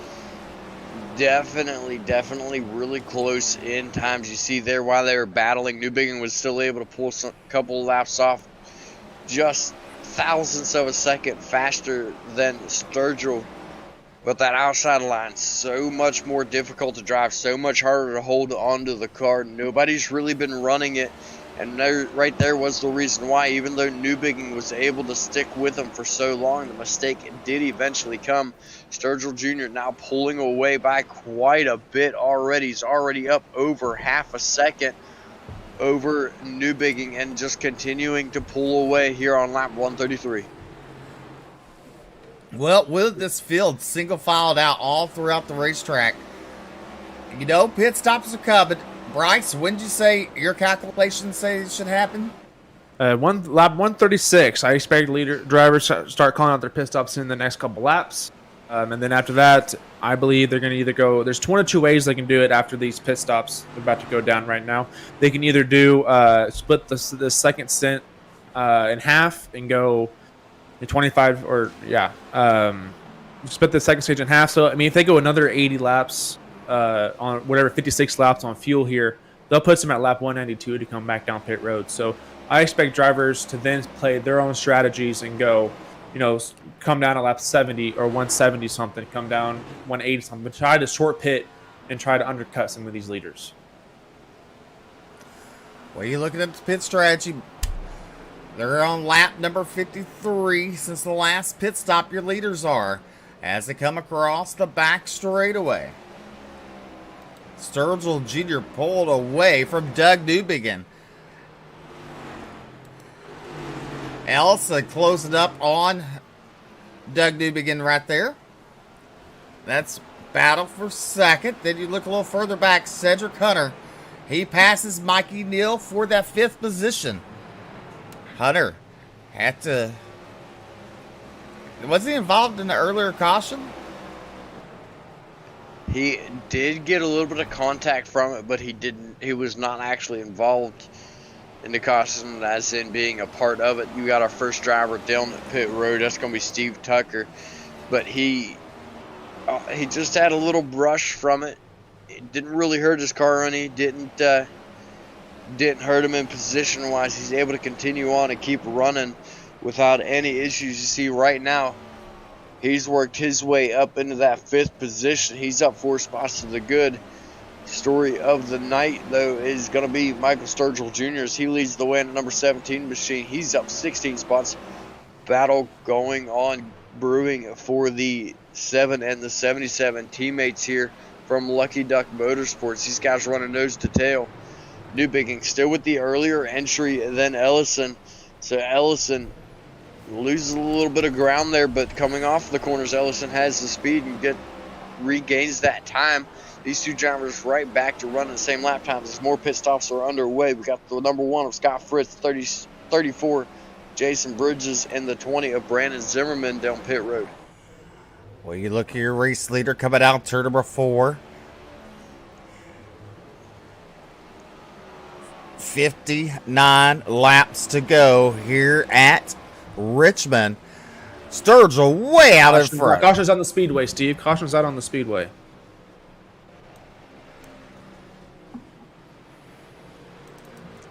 Caution. 4. Take a look here at the 48 of Mo Abbott. It's like I believe that is the 12 car up in front of him. Looks like he just got up into the wall. Mo Abbott was heading towards pit road, and when he hit the banking change from the track to the apron, just lost it. Is that a little early to hit pit road, or did you hit it right there? You can come down that early. It's not recommended for more than one reason. It's not the fast line down pit road, but it's not necessarily the commitment line. The cone right there is that commitment line. So I think he tried to do the right thing, tried coming down early and slowing down, but I think he either had his brake bias too far back, and when he hit the brakes, it lifted the front end up and around you went, or that, like BJ said, that banking change hurt him. So one thing that really hurt some of these drivers that had already came down pit road, that had already gone a lap, some of them even possibly 2 laps down from going down pit road under green flag. Caution comes out. Those drivers are now going to be mired behind all those drivers that had not yet pitted, that are now able to pit, get their fuel, get their tires, get out on track. And one other thing that you keep in mind with drivers like Sturgill Jr., Newbegin, Ellison, Smith, these drivers are going to be looking, possibly even hoping for a few more cautions to try to stretch their fuel out, stretch their tires out, and try not to pit again. But that's going to take quite a few cautions to do it. Well, BJ, I just did my math calculations again. If they save a little bit of fuel here, they can make it to the end of the race from this pit stop.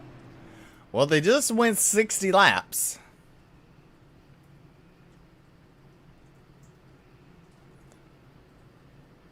So I would agree with you. Yeah. But if the problem is too is if they have 60 laps and then they go, I don't know how much longer they're planning on staying on the track before this caution flag came out. If we have a couple green white checkers, you're going to be pushing the envelope here. So even from what I have down from 58 laps, I went to the max that I was told what they can run. Obviously, they told me what was wrong, but it was okay. 58 laps or 60 laps from now is 1 or 204, 205. So if they can run that, perfect. If you run into a couple of green white checkers, then we might have a problem, especially for the drivers who came down pit road before the caution came out. We'll have that issue. But as long as these drivers, we know Michael Sturgill Jr. can save fuel. I mean, that's how he won Auto Club. He literally came out to turn 4 and completely went dead and coasted across the finish line. So we know saving fuel can be achieved, but it's just a matter if they can do it or not on a short track.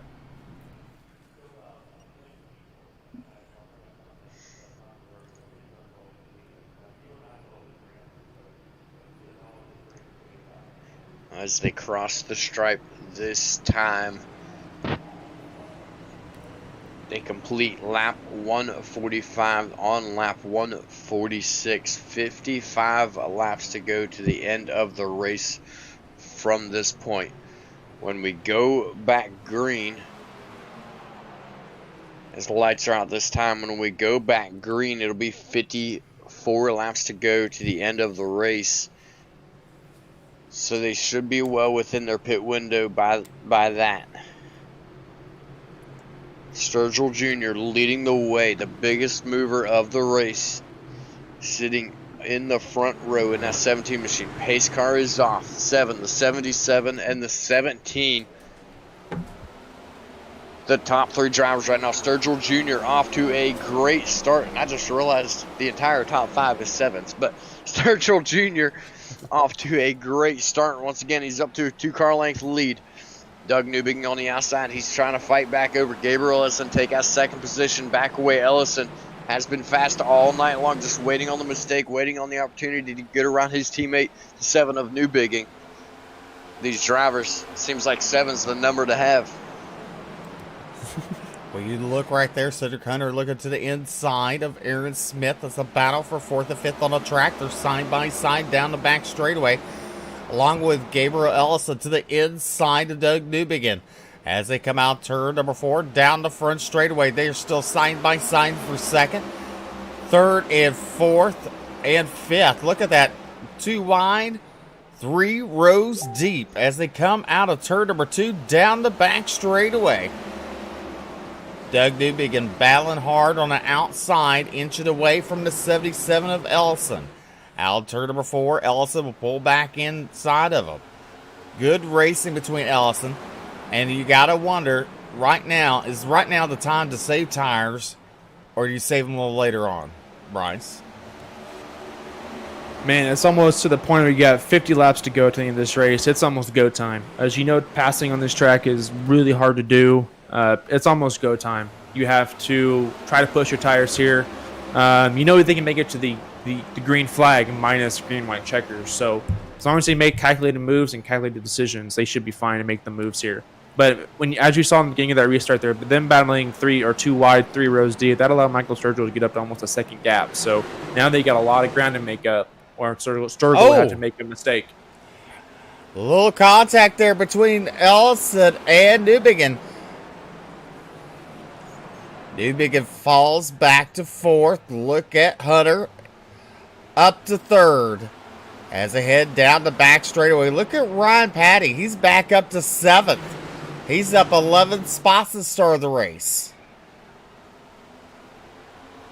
Yeah, surely he's had a up and down race all evening long, but he has done a very excellent job of rebounding. Come from almost dead last at one point to now being in 7th place, up 11 spots at the beginning of this race. He's in a very good run right now.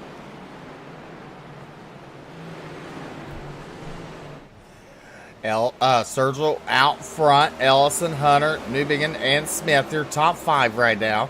Then you got Mikey Neal Jr., Ryan Patty, David Farmer, Alex Huffman, and Matt Grenier. Your top 10. Jonathan Cogswell at 27 machines currently in 11th spot.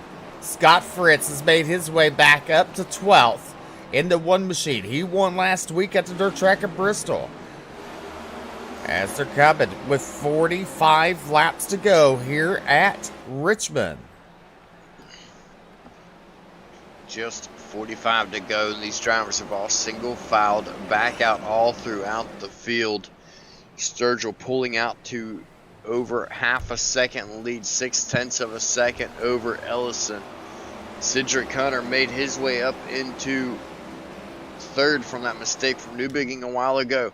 He's sitting pretty right now for a podium position, but he is under heavy pressure from Newbigging right now. Newbigging trying to get back into podium position. Looking hard as he goes into turn number 1. Hunter in that third position. But, look at Smith. Smith is in that 5th position there. The car not looking too bad this run. And that makes me wonder if he was testing out the waters if they're in dirty air to see how the car handled. But, man, he's running out of time quick. If he wants to get back up in the podium spot, he'll start making moves now. Definitely. He is. Look at Mikey Neal Jr. in that 6th position.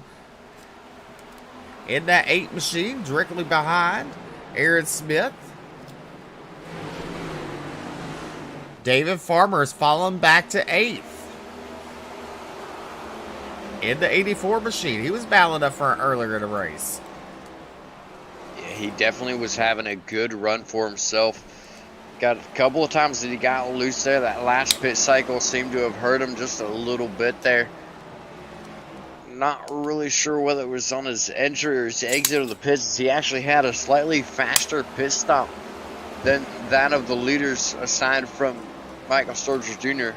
Caution flag waves on the track. Not sure who it is. We take a look at our instant replay. Oh, the 34. The 34 gets into the back. That's Jason Bridges. Gets into the back of the, I believe that's the 24 of Steve Tucker. Tucker heavy on the biters there not to get into that wall as he comes to a stop at turns 4. That's a second great save you've seen tonight, Steve. It's very true. All right. Under caution. Gabriel Ellison making a fake, but look at Aaron Smith coming down pit road. What does he have to lose by doing that? Track position. But he's going to have fresher tires. With the way passing is, it's going to be tough, but he just lost a bunch of spot on a track position race. So curious to see how this is going to work out for him. It's definitely an interesting call as he pulls into his pit stop. It was sitting 7th when the caution flag waved. He's going to be sitting, I believe, 13th, right about 13th, when he comes back out on track.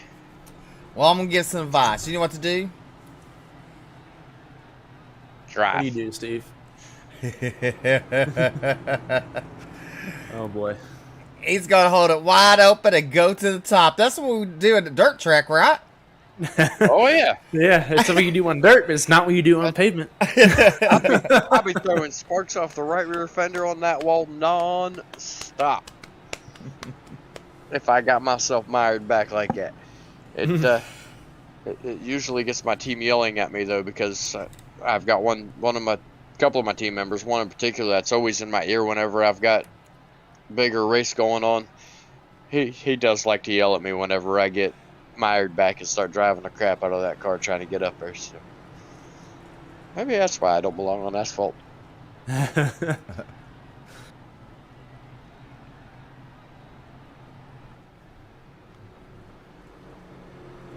So with this caution coming out here, it puts an interesting wrench in the situation here. If they were able to save a lot, which I'm assuming they all did, with being under caution, they should be able to make it at least one green flag checker now. So that's the plan here. But again, things could change. Another caution can come down and really set them good for the end of this race. So like I said earlier, it happened in the truck series. And cautions breed cautions. So we'll see how this goes. The drivers are going to be fighting these cars all night long. They're going to continue to be fighting them, especially now on cold tires or hot tires. This is the first restart we have that they ran at a substantial amount of laps. So we'll see if there's any tire spin here on the restart. Well, Aaron Smith will roll off 10th, so he only has to pass 10 cars, or 9 cars for the lead. That's not too bad. No. And I believe he's listening to me right now. He's thinking in his head, we're going to the wall, we're going to hold it wide open, and we're going to the front. Oh, man, I wish it'd be that simple there, Steve. It would be on like Daytona and Talladega, but not on a 3/4 mile short track. So. All right, lights are out. We're going to double them back up. Michael Sturgill Jr., the field's in his hands as they exit turn number 2, coming down the back straightaway. Ellison will restart to his outside. Then you got row number 2, Cedric Hunter and Doug Newbigin. Then Mikey Neal Jr. and look at Ryan Patty up 12 spots in that 6th position. All right, that pace car looking to make that left-hand turn. Barney, he's looking him over. He's waving that green flag. We're back to racing at Richmond. As you look at Sturgill Jr. gets a good start there into turn number 1. Ellison in that 2nd spot. Newbigin on the outside as they exit turn number 2. Down the back straightaway. Their top 6 single file out. There's Mikey Neal Jr. Let's look at Smith. Smith's on the outside, so he's listened to me a little bit, but maybe not by choice. Caution back out on the racetrack for the 4 machine. A little 3-wide action, a little side by side romance going on, and he kisses the outside wall. Tough break for Alex up in there. Alex up in wrong place, wrong time. Not sure who that was on his inside there. I'm thinking it's 31 of Brandon Holder. I think that was Bridges, actually. Bridges. Yes, that would be correct. 34 of Bridges. Involved in his 2nd caution in a row. Listen to the whistle and the fiddle and the band. Does sound, in fact, as though not only is Steve singing, but the caution will be ruled on the 34 of Jason Bridges. That is actually his 2nd in a row, if I'm not mistaken. Barney gonna be shaking the no-no stick at him.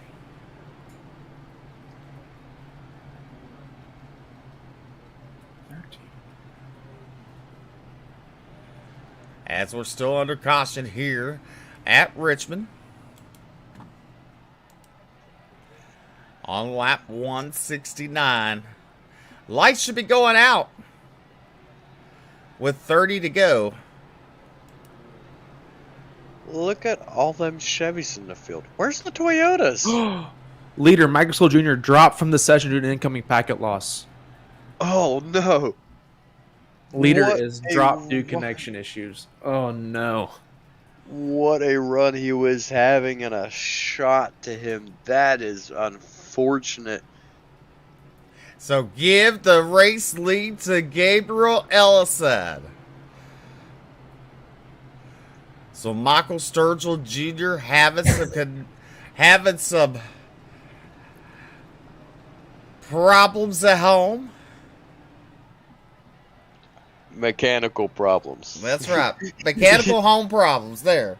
Yeah. It that's sounded tough. completely different for a second. But really unfortunate. And, hey, that puts my pickup in the lead. Man, my pick is not disconnected, so that sucks. But I was listening to Race Control there before the leader disconnected right there. It's like he was saying that the 34 of Jason Bridges is not at fault with that caution. So I don't remember who said who was at fault for that, but he did come over the radio and said 34 was not at fault. It was just a byproduct. Well, you gotta think that means Barney did not get to wave that no-no stick. Hey, let me tell you, the truck race, we watched Barney. He threw that yellow at a heartbeat. Oh, yeah. He was quick on it, especially last week at Bristol Dirt. And you got to wonder, we're making some extra laps here around Richmond. You got to wonder what's happening right now. What's race control reviewing?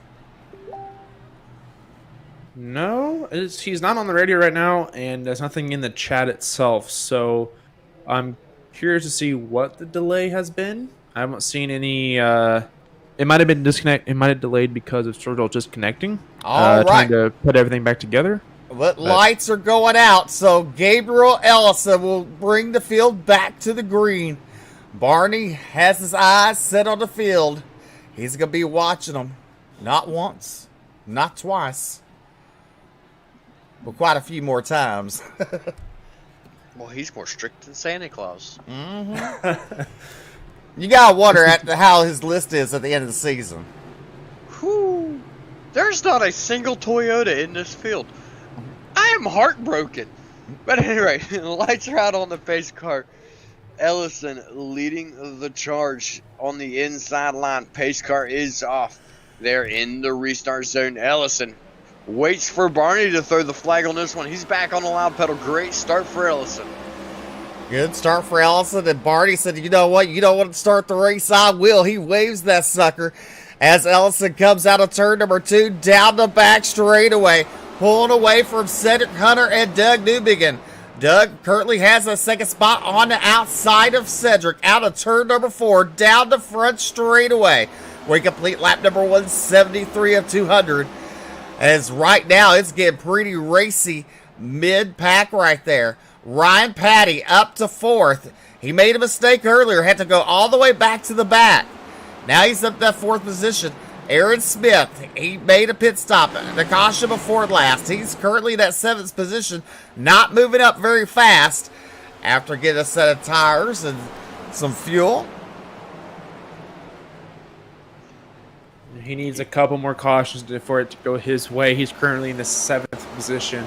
He's slowly but surely working his way back up there, but he's running out of time very quickly. Oh, Farmer gets in the back of Neal, and there goes the 70 in the back of Farmer.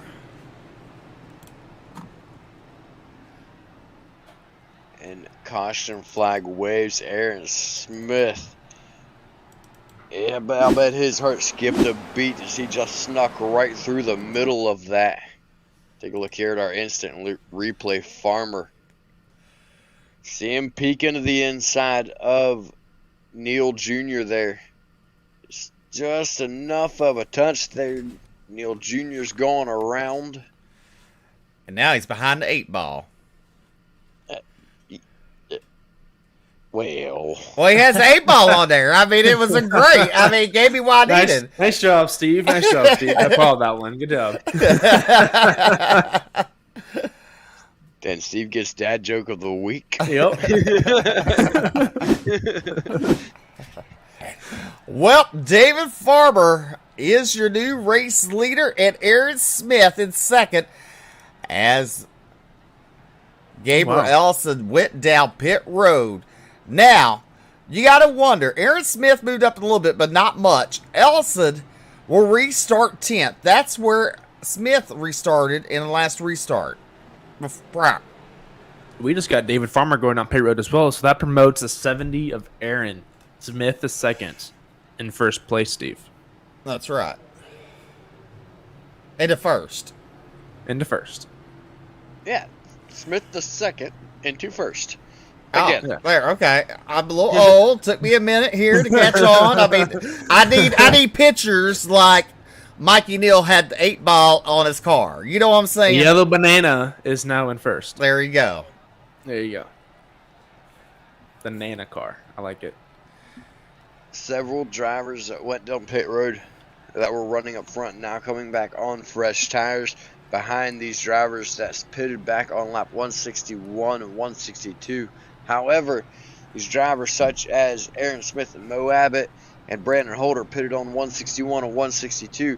They don't have that many green flag laps. Only, I say we had, 2 cautions with their pit stops. So they're looking at 17 laps. So right about 8 laps of green flag run on those tires, so not a lot of wear on those tires. They could be getting right towards the comfortable point right now, and there's not a lot of laps left for those guys that just took fresh tires this time to try to get back up there and run Smith down. He was fast and dominant during the first stage.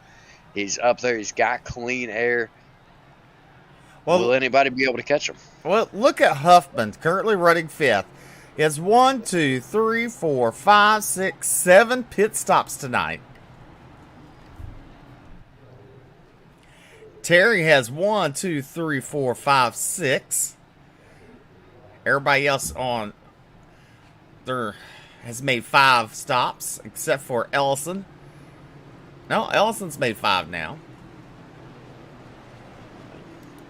2, 3, 4. No, because the yellow was starting to come past the green. Or, You know, I'm noticing something interesting here. All the leaders so far tonight have chose the inside line. Aaron Smith, on the other hand, just chose the outside here on this restart. So high, curious wide, and to handsome. see. He's taking my advice. Go to the high side, lay it on the floor. Yeah. Let's see if this Just works out hang for it you, out Pete. there.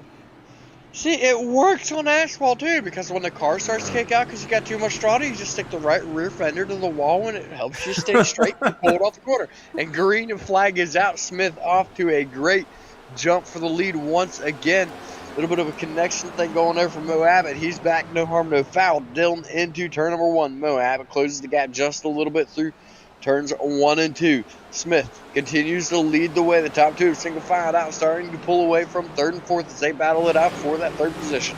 Ellison went way high there. As he's in an 8th spot on the outside, looking Cedric Hunter to his inside. That's a battle for 7th, 8th on the board. 19 laps to go. Will it be enough time for Ellison to make it? Oh, Ellison going around! Ellison, things just go from bad to worse as he takes the choice on the pit stop under that last caution, puts him back there to where he's got to fight forward. Now he goes around, puts wear on the tires, costs him more positions. Just an unfortunate turn of events. Looks like he might have come down a little bit on the 31 machine right there, a 30 machine. There's it in slow motion. I mean, I don't know. I mean, that's kind of hard to tell if he came down or he's running his line. I mean, but both, because if you look at it, I think that's more than just running it at real estate, honestly. Yeah, They both he was coming down and the 30 was coming up. So I think it was just they ran out of real estate with each other and it was just a racing incident in my opinion. Actually, he's on his way up the track. If you look at the lines right there. I think you're right. Looks like the 30 might have gotten tight and shot up the track and turned the 77 around. That's interesting. I think you're right there, BJ. Definitely going to be interesting to see what the call is here.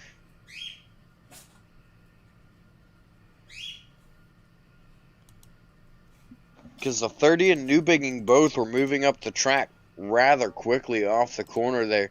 I feel like the 30 was expecting him to, I feel like Patty was expecting Ellison to go on up the track, but Ellison, I feel like, saw the opportunity to get past the 34. So he was trying to keep it down a little bit to try to make the move on a 34, and Patty just, you see right there, he really couldn't see the 34 on the outside there.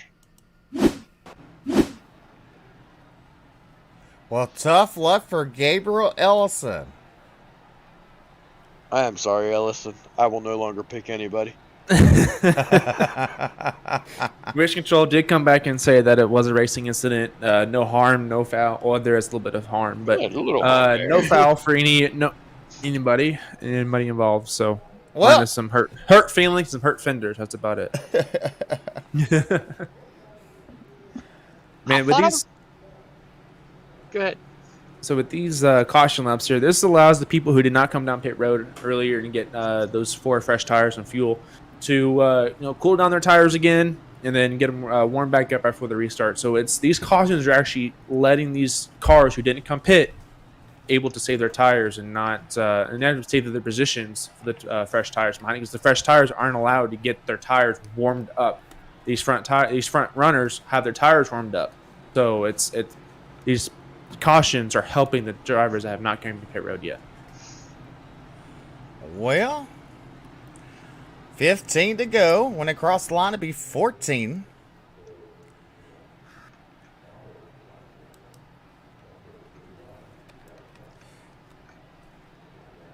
Let's see, the lights will go out on the pace car this time. They do. When they take the green flag, it'll be 13 laps to go here at Richmond. Don't forget, next week, we're off, technically. But me and BJ will be announcing some races. We are? Yeah. So you can't go far. You guys have fun with that. I'll be shooting fireworks and getting drunk all weekend. So have fun. All week? Yeah, all week. Screw it. Why not? Do you not work? No, I'll work. Ah. I also have to work. Oh. I'm just kidding. I don't drink on weekdays. Well, no one said you could be off either, BJ. Anyway, we're going back to green. All right. Don't you love your schedule for work the day of? Well, no, I'm telling them in advance. Oh, second Yo, run go! around. Oh, no, that's a bunch of cars right there.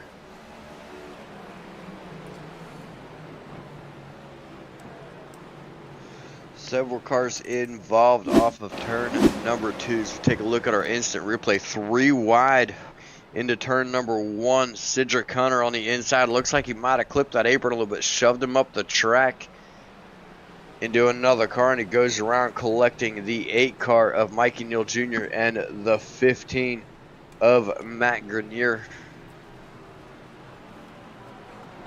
I will tell you, BJB, with the Bluegrass, there'll be some racing involved next week. So I don't know there's some money races planned. Well, let's chat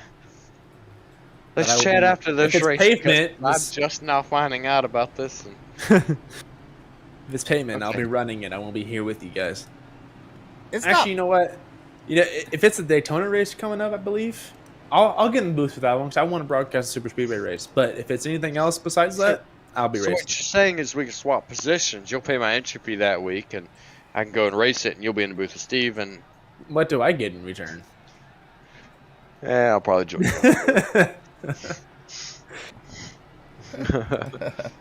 Damn. well, You want to split the winnings with me 50-50? Splitting the money's assuming that I could do something. I don't know. It's pavement. Is she ready for that? I do some pavement work from time let's to time. see here. Trucks at Daytona on Tuesday. And dirt on Wednesday, BJ. What are they racing on dirt on Wednesday? Is it Pro Late models? Well, I don't know. This is dirt. You know what? I might Let's shake it up. EJ, if you do pavement, I'll run dirt. That sounds like a deal. That sounds like something that has to happen now, BJ. It's $1,000 to win both races. It's $1,000 Maybe, first. maybe they're thinking of that. They're thinking maybe of doing 1,000. Who knows?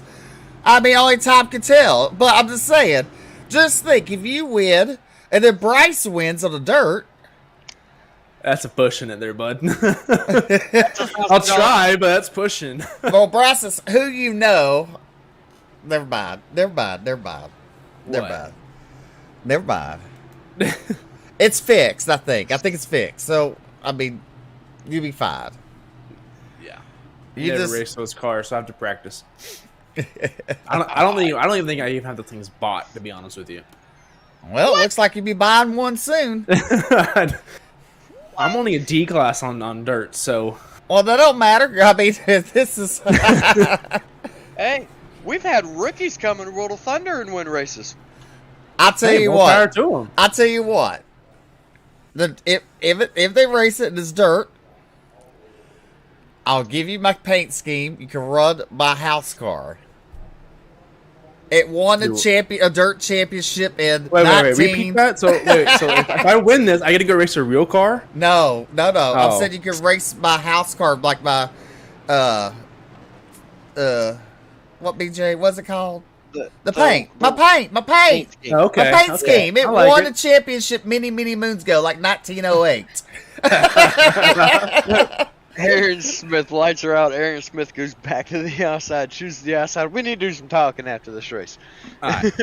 Aaron Smith goes back to the outside for the restart. He tried it inside the last time. Apparently did not like it. He chooses the outside once again.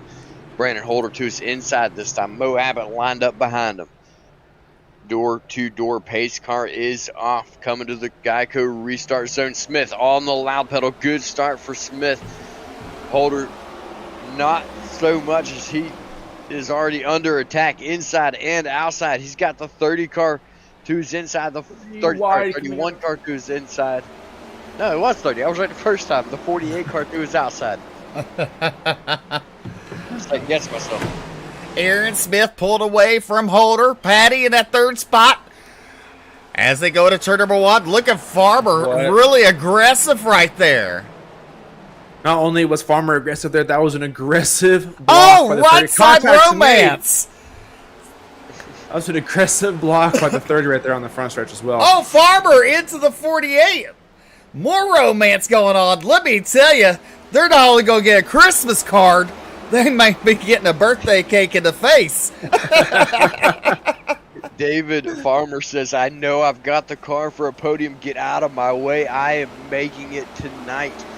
He takes that 4th spot away from Mo Abbott. Mo Abbott still continues to fight back on the outside, though. Farmer doing everything he can. He's got the spot secured. He's got the racing line. Now it's time for him to run down Ryan Patty.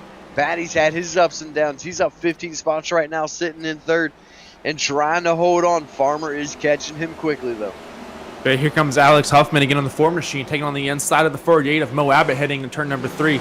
Alex Huffman's on a rebound run from his early race spin with, I believe that was the 13 of Brian Terry. So that's he's on a really good rebound right now. He's fighting for the 4th and 5th position right now. The 24 right there. That's Steve Tucker. Currently running in 7th, looking to the inside of the 48. Let me tell you, 200 laps is a long race. These drivers are getting tired. As we're coming to 2 to go for Aaron Smith. As he goes into turn number 1, he will exit turn number 2, heading down the back straightaway. He needs to get it to that white flag. The white flag is no other flag will end the race except the caution or the checkered flag. So next flag will end the race, whether that's the caution flag or the green flag or the checkered flag. Excuse me. I'll get there eventually. At least I'm not the only one getting mixed up. But Aaron Smith leading the way. He's got a 6/10 of a lead. This is his race to lose down into turn number 3.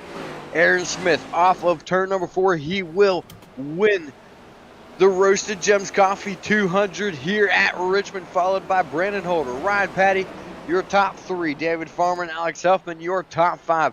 What a race to the finish, especially for David Farmer, fighting his way forward there on the last few laps to take that spot. Your official results on screen. Aaron Smith for Satellite Racing Team. He comes home with his 3rd win of the season. Brandon Holder 2nd. Ryan Patty 3rd. David Farmer 4th. Alex Huffman in 5th. Mikey Neal Jr., Steve Tucker, Mo Abbott, Scott Fritz, and Gabriel Ellison, your top 10. Cedric Hunter will come home 11th with Jonathan Cogswell in 12th. 13th be Jason Bridges in the high side Hustler Motorsports. Then you got Frankie Barroso in 14th. 15th, Matt Grenier. 16th, Brian Terry. 17th, Doug Newbig and Brandon Zimmerman. 18th, 19th, be Michael Sturgill Jr. and Landon Huffman. Rounding out your field, he was a DNS. He did not start. As we get ready for post-race interviews, I mean, let me tell you something. This race at the end, it would have blown your knickers off. I mean, Alex, you had to be holding on tight. Alex Bryce. I was like, who are you talking to? I thought about Alex, but it's a good thing. If you were in the run, if you were fourth on back, the top three are pretty much all scattered out at that point. But if you're the fourth on back, I mean, you're a white knuckle and you didn't know what was going to happen to you. You were beating, banging off each other. You knew it was time to roll. So yeah, you came to the green with, I believe, 4 or 5 laps left. You knew it was time. People made their moves. A lot of feelings were hurt. And honestly, I'm all here for it. So that was an amazing race and fourth on back. Well, let me tell you what's going to happen now. I'm going to run down there and catch up with your third place finisher. Ryan Patty, congratulations on picking up a podium finish tonight. Thanks, buddy. That was a fun one.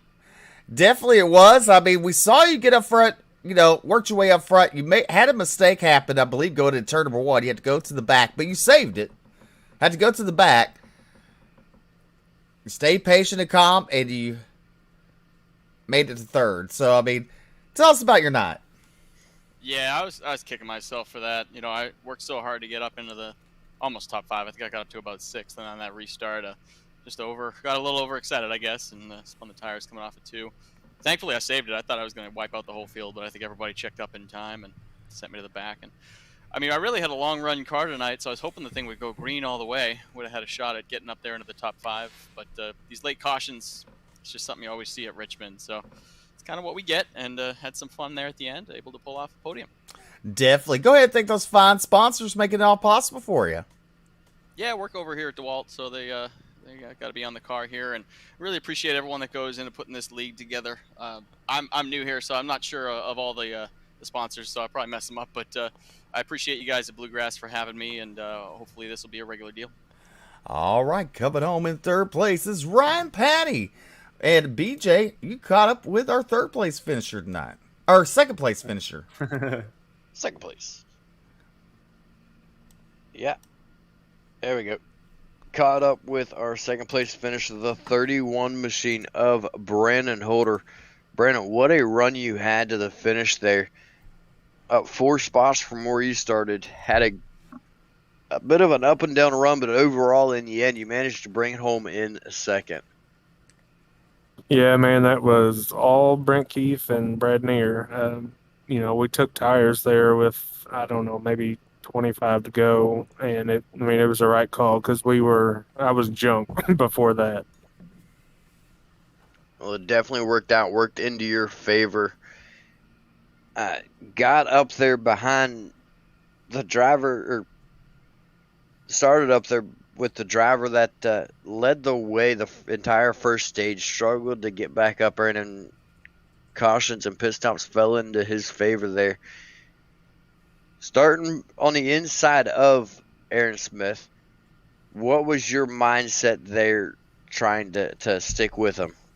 I knew I was racing for second. Aaron is, not only is he a great driver, he's a very clean driver. He's one of the best that you'll find on the service. So I was going to try to get to him. There's no way that I would have moved him or anything like that. I would have raced him fair.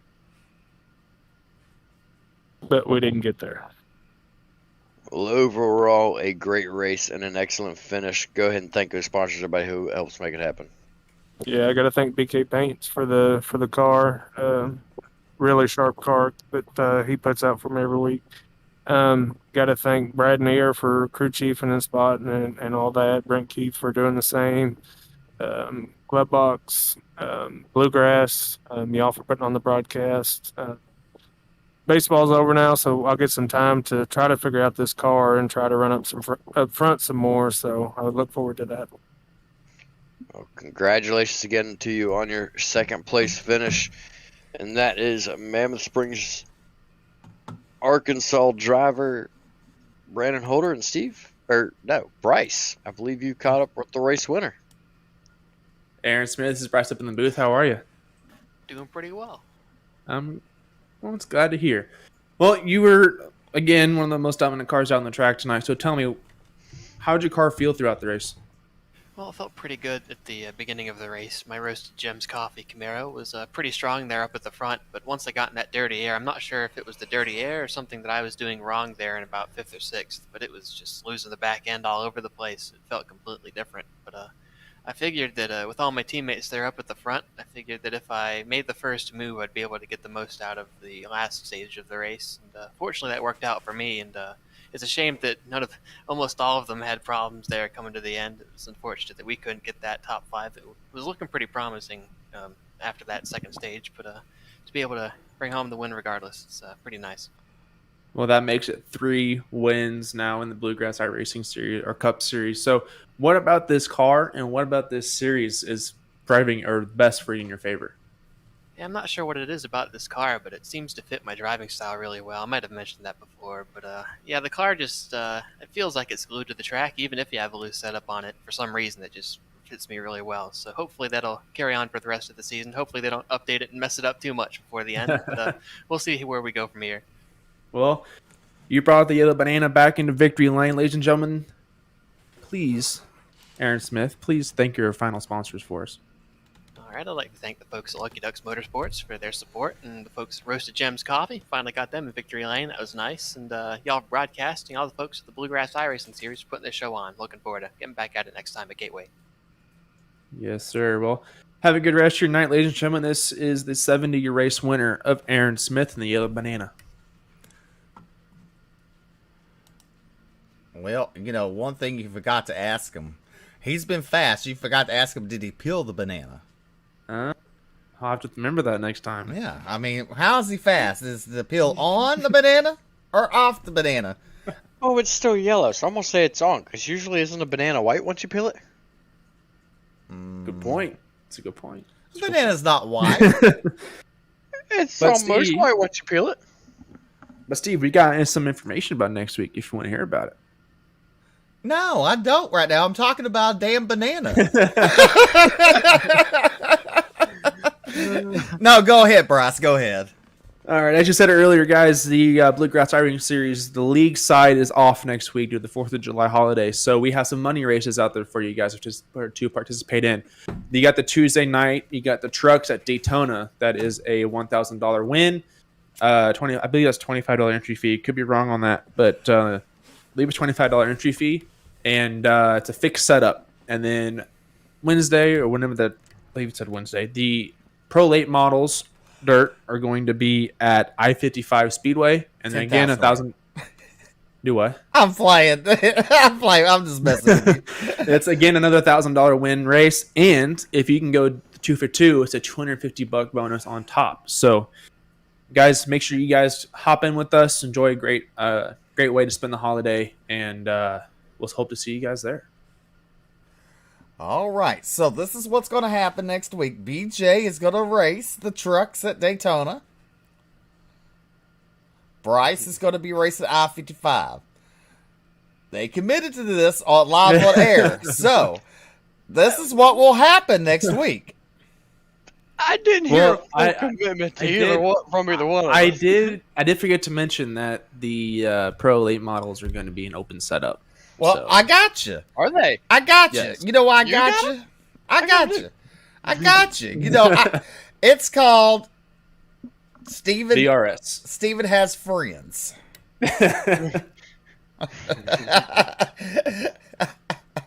I'll be lifting some boxes over, like looking down. I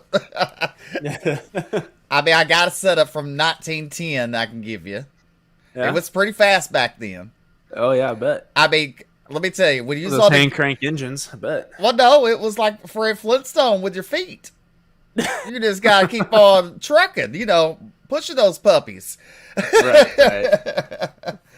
And don't forget, tomorrow night, I believe it's 1,000 to win with the Bluegrass Pro Late Models. You don't want to miss it live on Ultimate Dirt TV. It's going to start 30 minutes earlier tomorrow night at 7:30 Central, 8:30 Eastern.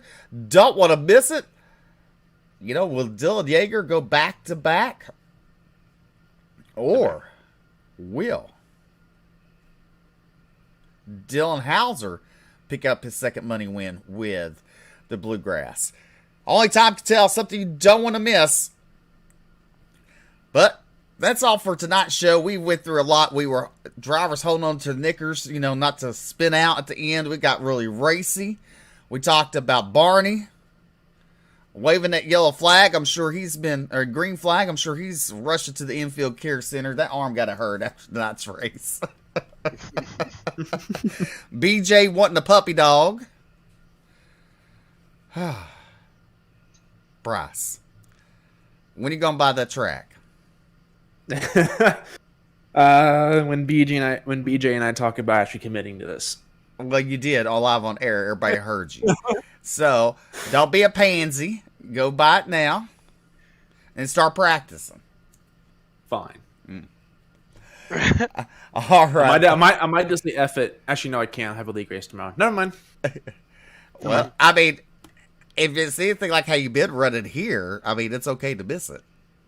Okay. All right. Hey, I got top 10, so my streak's broke, so we're good. Well, that's not a win. It doesn't have to be a win. All right. We're going to close out tonight. We're going to say thank you. God bless. Be safe. Take care of one another. Until tomorrow night. Good night, everyone.